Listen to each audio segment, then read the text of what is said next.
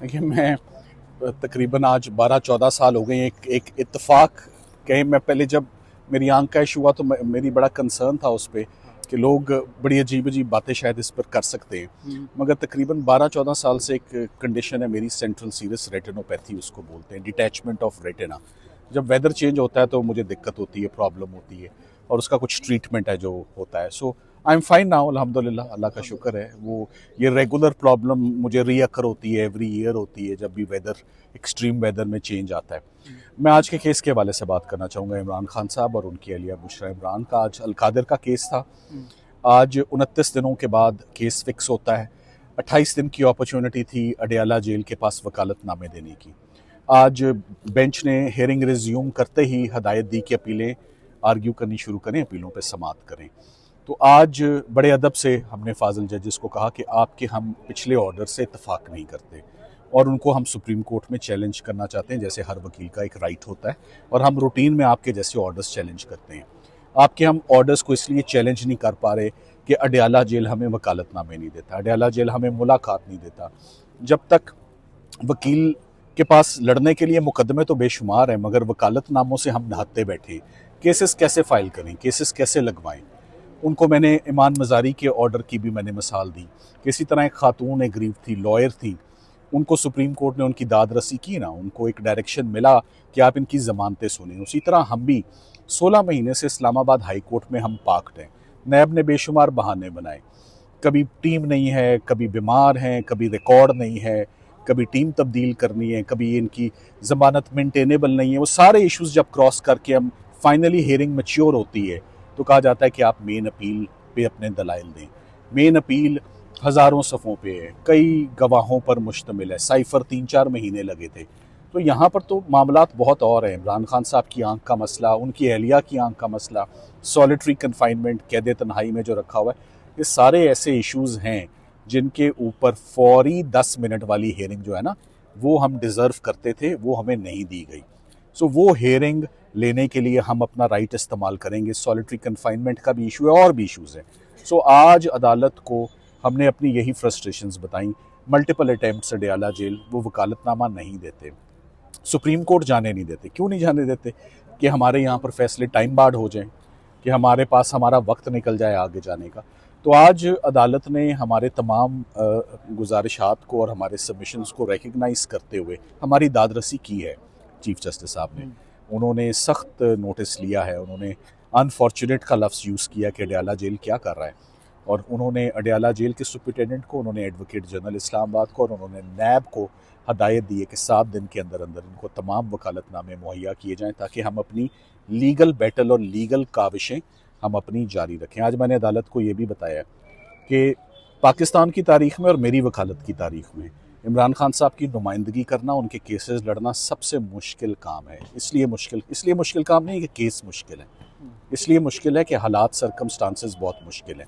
सो आज दिन तक हमने जो केसेस लड़े हैं, ये मैं आज ख़ास तौर पे बात करना चाहता हूँ। कोई फैसले जो होते हैं केसेस लड़ने के या ना लड़ने के या रुकने के या कहीं जाने के, ये अकेले के फैसले नहीं होते, ये एक हिकमत अमली के फैसले होते हैं, सोचो विचार के फैसले होते हैं, डिस्कशन के बाद होती है, सीनियर्स को लूप में लेकर होता है। और जो एक वकील की सोच होती है, जो हमारी एक्सपीरियंस होता है, हम अपने तजर्बों के मुताबिक डिसीजंस लेते हैं, हमने कब क्या करना है और कब क्या नहीं करना, ये स्ट्रेटजी का हिस्सा होता है। सिर्फ ऐसे केसेस में आपको सिर्फ कॉम्पिटेंस के ऊपर आप अपने केसेस को आगे ले जाते जाएं तो फिर नुकसान उठाना पड़ जाता है आपको कभी कभी। सो हम उम्मीद करते हैं कि आने वाले वक्त में, क्यों दिक्कतें हमें ज़्यादा आ रही हैं, क्यों मुश्किलात आ रही हैं, क्योंकि आखिरी केस है, आखिरी केसेस हैं, 1-2 300 से ऊपर केसेस लड़े जा चुके हैं। ये हिम्मत की दाद दी जाती है इमरान खान साहब की और उनकी अहलिया की कि उन्होंने 300-350 मुकदमे लड़े। 150-200 मरतबा तो हम इस्लामाबाद हाई कोर्ट गुज़िश्ता 4 सालों में ज़मानतें लेने के लिए आए।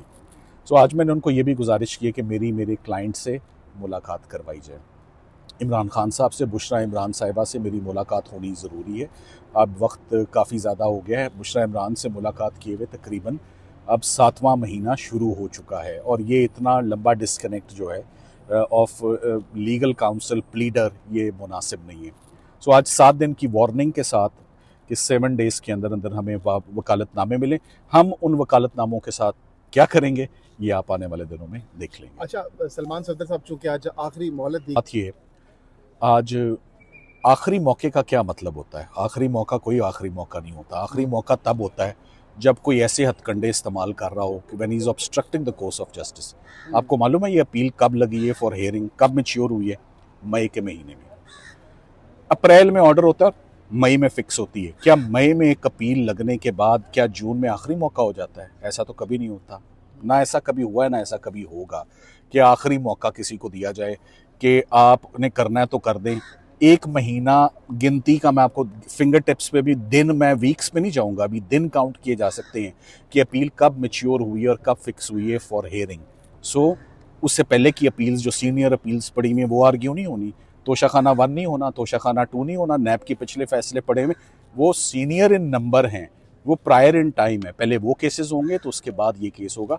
और अब वैसे भी आज कोर्ट ने हमसे रियलाइज हमने किया है, कोर्ट ने, कि हमें हमारा ग्रेवेंस है कोर्ट के ऑर्डर्स के अगेंस्ट, और हमने ओपनली ये बात की है। सो हमारा हक बनता है कि हम उन ऑर्डर्स को सुप्रीम कोर्ट में चैलेंज करें, जो हम चैलेंज करेंगे।